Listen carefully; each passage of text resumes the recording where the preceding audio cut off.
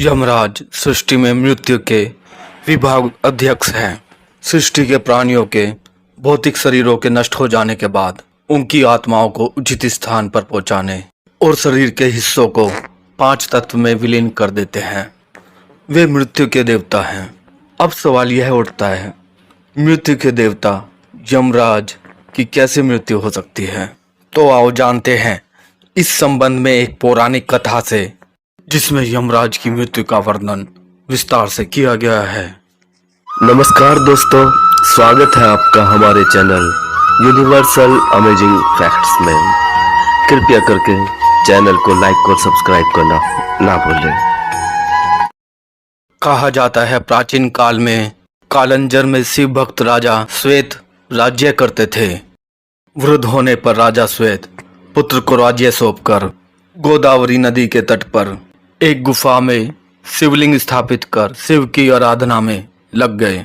अब वो राजा श्वेत से महामुनि श्वेत बन गए थे। एक निर्जन गुफा में मुनि ने शिव भक्ति का प्रकाश फैलाया था।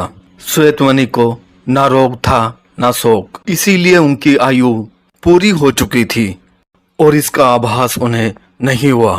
उनका सारा ध्यान शिव में लगा था। वे अभय होकर रुद्राध्याय का पाठ कर रहे थे और उनका रोम रोम शिव के सत्वन से प्रतिध्वनित हो रहा था। आयु समाप्त होने के बाद यमदूतों ने मुनि के प्राण लेने के लिए जब गुफा में प्रवेश किया तो गुफा के द्वार पर ही उनके अंग स्थिर हो गए। वे गुफा के द्वार पर ही खड़े होकर श्वेतमणि की प्रतीक्षा करने लगे। कहते हैं जब यमदूत बलपूर्वक श्वेतमणि को वहां से ले जाने लगे तो वहां श्वेतमणि की रक्षा के लिए शिव के गण प्रकट हो गए। भैरव ने यमदूत मृत्युदेव पर डंडे से प्रहार कर उन्हें मार दिया।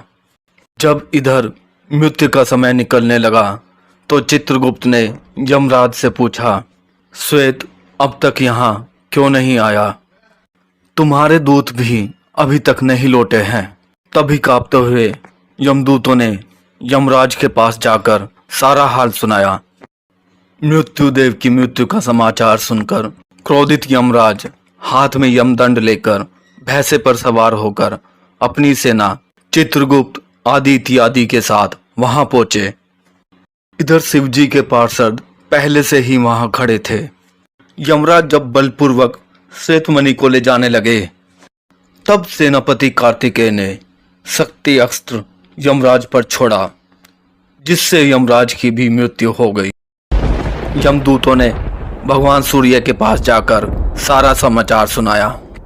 अपने पुत्र की मृत्यु का समाचार सुनकर भगवान सूर्य ब्रह्मा जी व देवताओं के साथ उस स्थान पर आए जहां यमराज अपनी सेना के साथ मरे पड़े थे। तब देवताओं ने भगवान शंकर की स्तुति की। तब भगवान शिव प्रकट हो गए।